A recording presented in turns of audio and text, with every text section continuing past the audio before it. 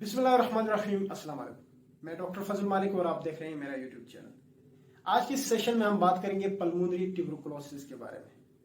Pulmonary tuberculosis जो है ये बैक्टीरियल इन्फेक्शन है लंग्स का, और जो बैक्टीरिया इस इन्फेक्शन को काज करता है उसे हम माइकोबैक्टीरियम ट्यूबरकुलोसिस कहते हैं। जो ट्यूबरकुलोसिस है वो सिर्फ लंग्स तक महदूद नहीं रहता।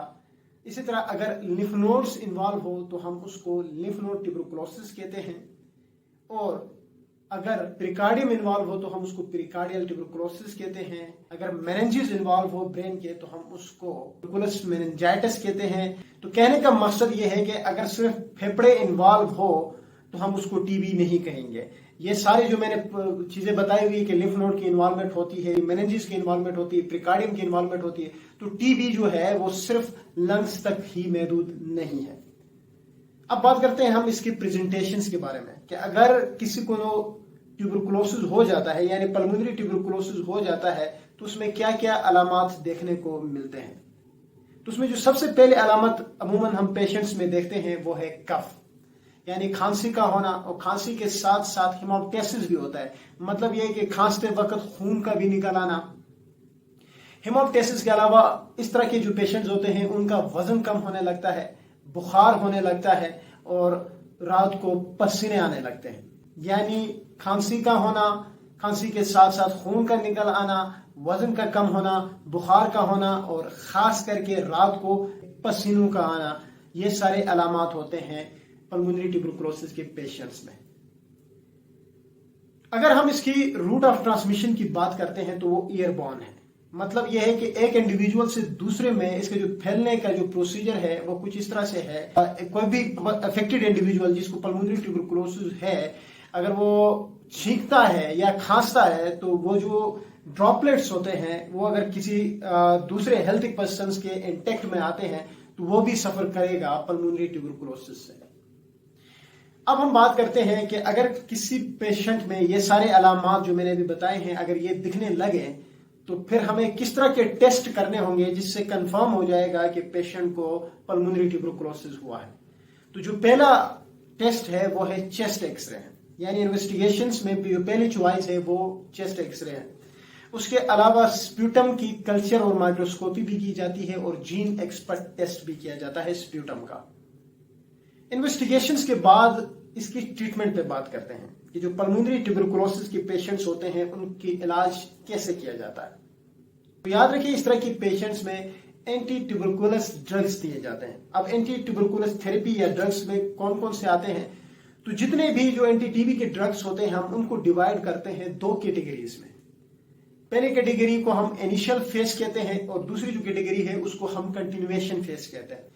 तो जो इनिशियल फेज में जो ड्रग्स आते हैं उसमें आइसोनियाजाइड है जिसको आइसोनियाजेड भी पढ़ा जाता है, और रिफाम्पसिन है, पायरेजिनामाइड है और इथेमब्यूटोल है। और जो कंटिन्यूएशन फेज है उसमें आइसोनियाजाइड और रिफाम्पसिन आते हैं। अब जो इनिशियल फेज है उसमें जितने भी जो ड्रग्स आते हैं वो हमें 2 महीनों के लिए जो पल्मोनरी ट्यूबरकुलोसिस के पेशेंट्स होते हैं उनमें प्रिस्क्राइब करना होता है, लेकिन जो कंटिन्यूएशन फेज की जो ड्रग्स है वो हम 4 महीनों तक प्रिस्क्राइब करते हैं।